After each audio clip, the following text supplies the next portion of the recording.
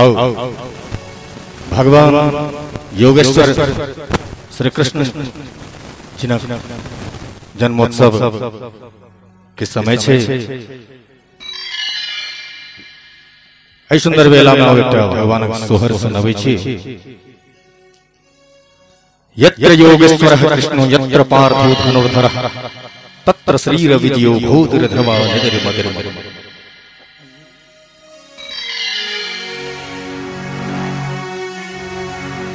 कि जखनहि कृष्ण जन्मालेन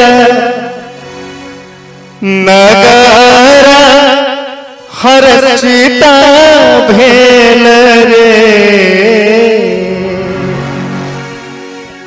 जखनहि कृष्ण जन्मालेन नगर हर्षिता भेल रे।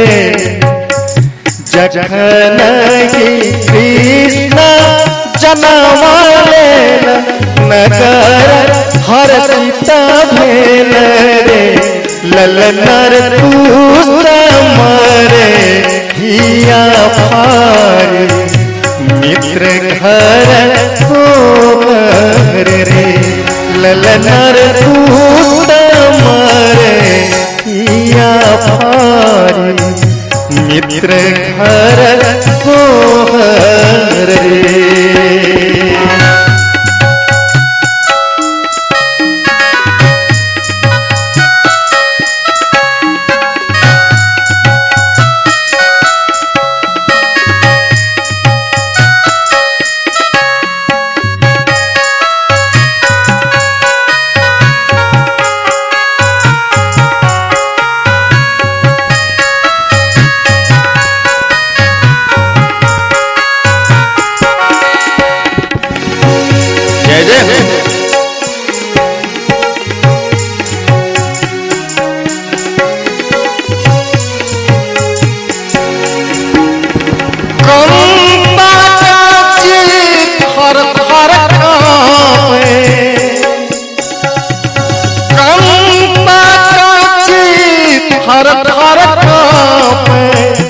यशोमती हरती करे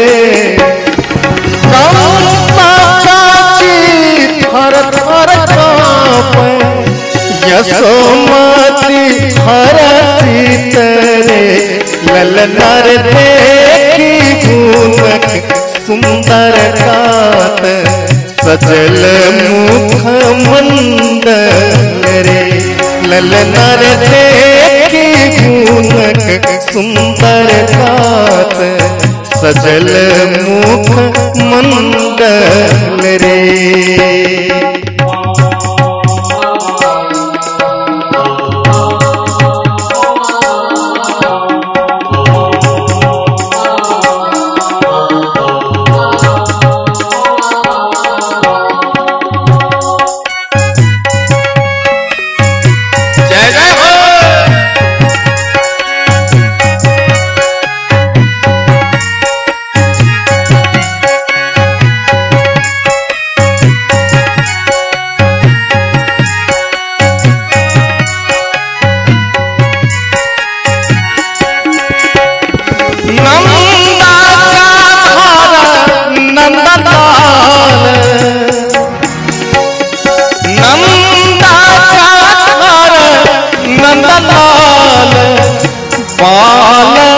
गोपाल बनु रे नंदा चाधर नंदलाल बाल गोपाल बनु रे। ललनर गोपाली सब हरसित गावी पथैया मनु रे। ललनर गोपाली मन हरसित गावी पथैया मांगू रे।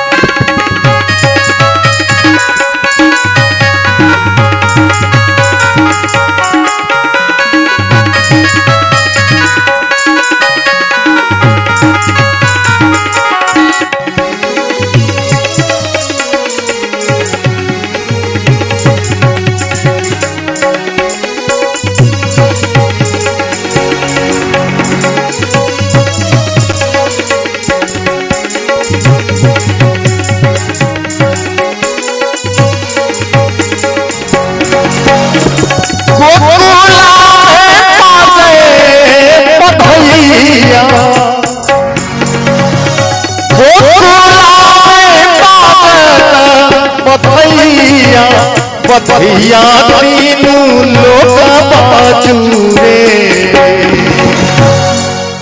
गोकुला बधैया बधैया तीनू लोक बाजू रे कि ललनर पालना में पालन हारे कि घर घर सोहर रे ललनर पालना में पालन हारे घर घर सोहर रे ललनर पालना में पालन हारे घर घर सोहर रे ललनर दूध मारे मित्र घर सोहर रे घर घर सोहर रे मित्र घर सोहर रे ललना रे पलना में पालन हार कि घर घर सोहर रे।